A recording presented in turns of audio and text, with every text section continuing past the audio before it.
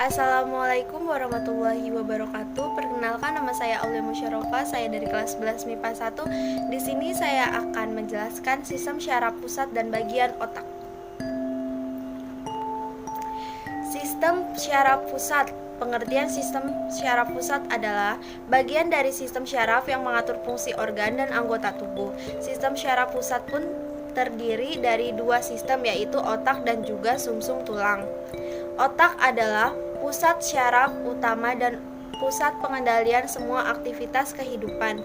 Otak terletak di dalam rongga tengkorak dan dilindungi oleh cairan cerebrospinal dan selaput otak, yaitu meninges, durameter yang merupakan lapisan terluar meninges, arachnoid merupakan lapisan tengah, dan piameter adalah lapisan terdalam dari meninges. Otak dibagi menjadi 3 bagian. Yang pertama ada otak besar, yaitu cerebrum. Yang kedua ada otak kecil, cerebrum.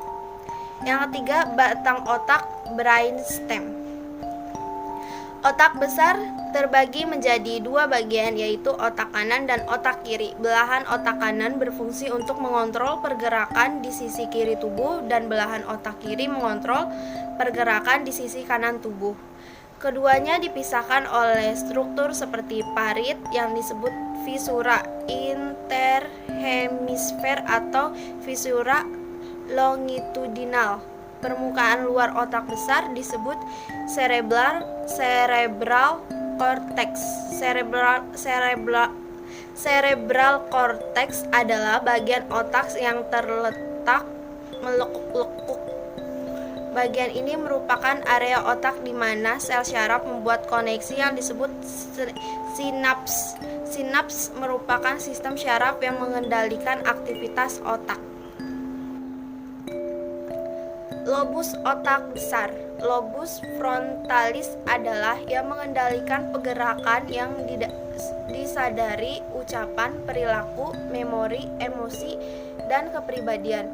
Bagian otak ini juga berperan dalam fungsi intelektual seperti proses berpikir, penalaran, pemecahan masalah, pengambilan keputusan, dan perencanaan. Terletak di bagian otak atau yang sejajar dengan dahi. Lobus parietal adalah yang mengendalikan sensasi seperti sentuhan, tekanan, nyeri, dan suhu.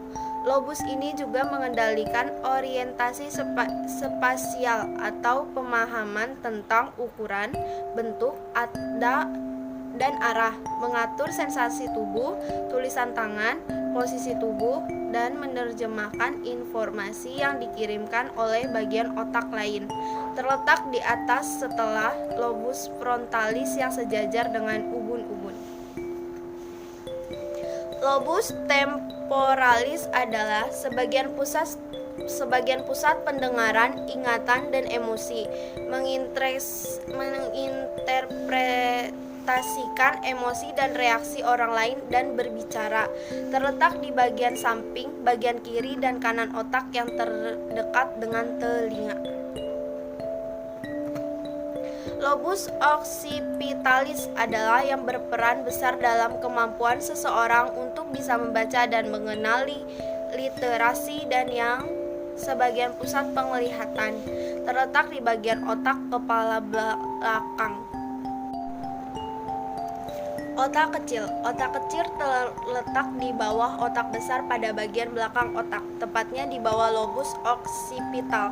Sama seperti otak besar, otak kecil juga memiliki 2 belahan cerebellum terdiri dari belahan kiri dan kanan yang dihubungkan oleh jembatan Farol. Tugas jembatan Farol adalah penghantar impuls dari otot-otot bagian kiri dan kanan tubuh. Otak kecil bertanggung jawab dalam mengendalikan gerakan, menjaga keseimbangan, serta mengatur posisi dan koordinasi gerak tubuh. Bagian otak ini juga berperan dalam mengendalikan gerak halus seperti menulis dan melukis. Batang otak.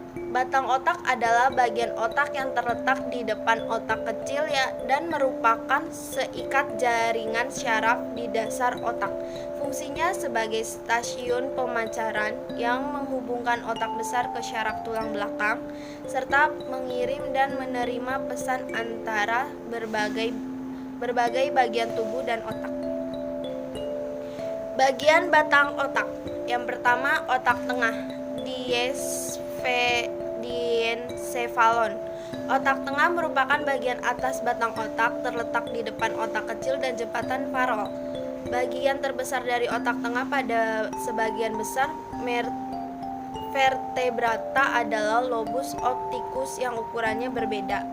Otak tengah mengandung pusat-pusat yang mengendalikan keseimbangan, berfungsi untuk mengatur pergerakan mata, memproses informasi visual dan suara yang diterima oleh otak, dan memiliki serabut syaraf yang menghubungkan bagian otak belakang dengan bagian otak depan.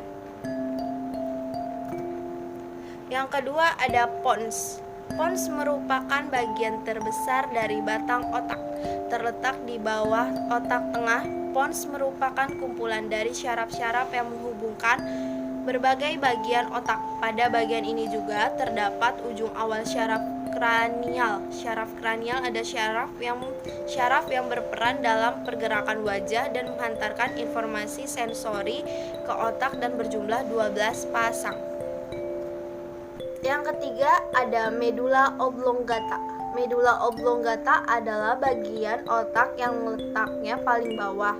Bagian ini berfungsi sebagai pusat pengaturan fungsi jantung dan paru-paru, sebagai pusat pengatur pernapasan, sebagai pusat pengatur refleks fisiologi, sebagai pengatur untuk bersin hingga menelan.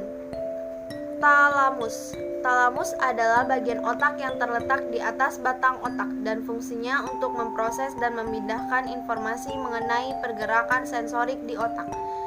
Bagian ini merupakan struktur dari otak tengah yang memiliki dua lobus. Talamus bertindak sebagai pemancar untuk hampir semua informasi yang datang dan berjalan di antara otak dan seluruh sistem syaraf di tubuh. Hipotalamus. Hipotalamus adalah sekelompok sel syaraf yang terletak di dasar otak, tempatnya di bawah talamus, dekat dengan kelenjar pituitari, kelenjar yang menghasilkan hormon yang berfungsi untuk mengatur dan merangsang kelenjar lain di tubuh untuk bekerja. Bagian ini berhubungan dengan banyak bagian lain dan bertanggung jawab untuk mengontrol rasa lapar, haus, emosi, suhu tubuh, tekanan darah, sirkulasi, dan pola tidur, sistem reproduksi, dan produksi hormon. Sekiranya cukup penjelasan dari saya. Bila ada kesalahan atau kata-kata yang tidak berkenan, mohon dimaafkan. Wabillahi taufiq wal hidayah. Wassalamualaikum warahmatullahi wabarakatuh.